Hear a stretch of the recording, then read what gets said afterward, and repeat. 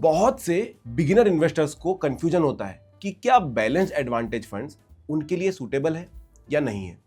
तो आज हम बात करेंगे कि बैलेंस्ड एडवांटेज फंड्स क्या होते हैं और साथ में डिस्कस करेंगे कि ये फंड्स फर्स्ट टाइम इन्वेस्टर्स के लिए सही है या नहीं है। हम ये भी देखेंगे कि इन फंड्स में इन्वेस्ट कैसे करें।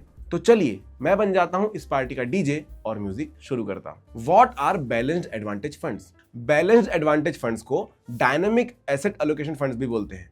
ये फंड्स इक्विटी एंड डेट दोनों में इन्वेस्ट करते हैं depending on the market conditions. कैसे? समझाता हूं, थोड़ा पेशेंस रखिए।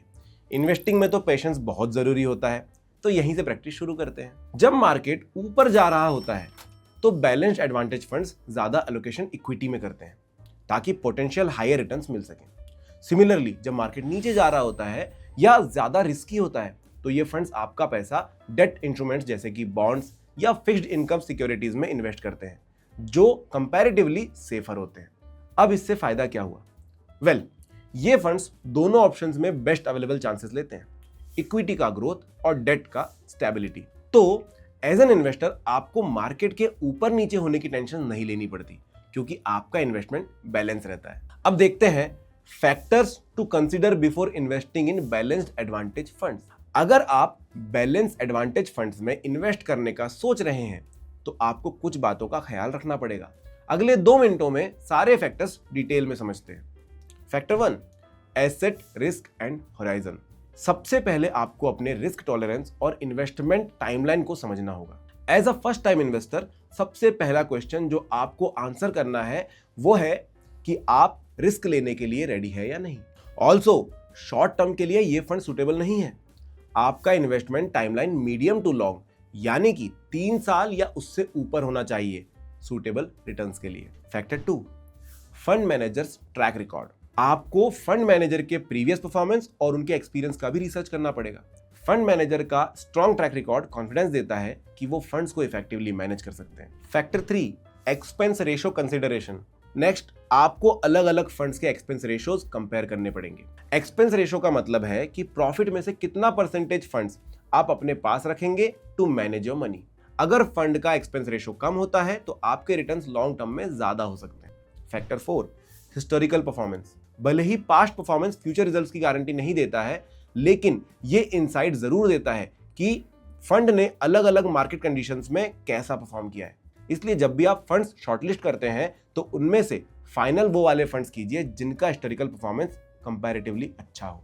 अब सवाल ये आता है कि बैलेंस्ड एडवांटेज फंड्स में इन्वेस्ट कैसे करें।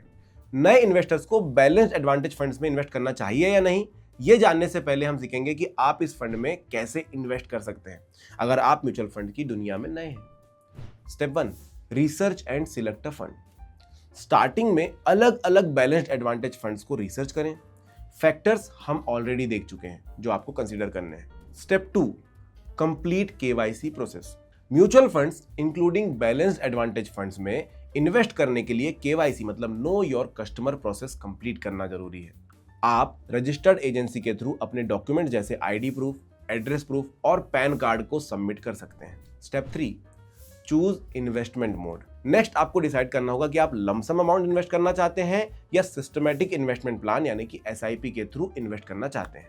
एसआईपी एक रेगुलर इन्वेस्टमेंट का तरीका है जो मार्केट के फ्लक्चुएशंस को स्मूथ करने और डिसिप्लिन बनाए रखने में मदद करता है। Step 4, open account. अगर आपके पास इन्वेस्टमेंट अकाउंट नहीं है तो एक म्यूचुअल फंड डिस्ट्रीब्यूटर या ऑनलाइन प्लेटफॉर्म के थ्रू अपना अकाउंट खोल सकते हैं। प्लेटफॉर्म पर आपको अकाउंट ओपनिंग से रिलेटेड सारे फॉर्मेलिटीज भी लिस्टेड मिल जाएंगे। Step 5, start your investment. Distributor या ऑनलाइन प्लेटफॉर्म के जो भी इन्वेस्टमेंट रिलेटेड डॉक्यूमेंट्स हैं उनको कंप्लीट करना है। अगर आप ये प्रोसेस ऑनलाइन कर रहे हैं तो ज्यादा टाइम नहीं लगेगा।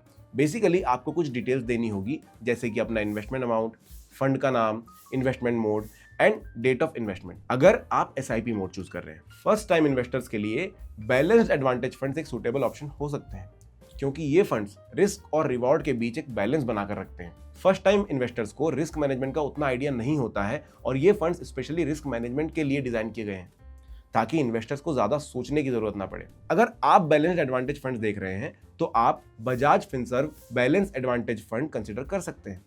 ये एक open ended dynamic asset allocation fund है। इसका एम है इक्विटी के अपर साइड के पोटेंशियल को कैप्चर करना और डाउन साइड रिस्क को मैनेज करना। ये फंड आपकी एलोकेशन स्ट्रेटेजी को equities, debt, money market instruments और डेरिवेटिव्स के बीच फ्लेक्सिबल तरीके से एडजस्ट करता है। अगर बैलेंस्ड एडवांटेज फंड्स आपके गोल्स और इन्वेस्टमेंट होराइजन के साथ अलाइन करते हैं तो आप अपनी इन्वेस्टिंग जर्नी इनसे शुरू कर सकते हैं। बट एज यूजुअल, कोई भी इन्वेस्टमेंट करने से पहले अपने फाइनेंशियल एडवाइजर को कंसल्ट करना ना भूलें। म्यूचुअल फंड निवेश बाजार के जोखिमों के अधीन है। योजना से जुड़े सभी दस्तावेजों को ध्यान से पढ़ें। Mutual fund investments are subject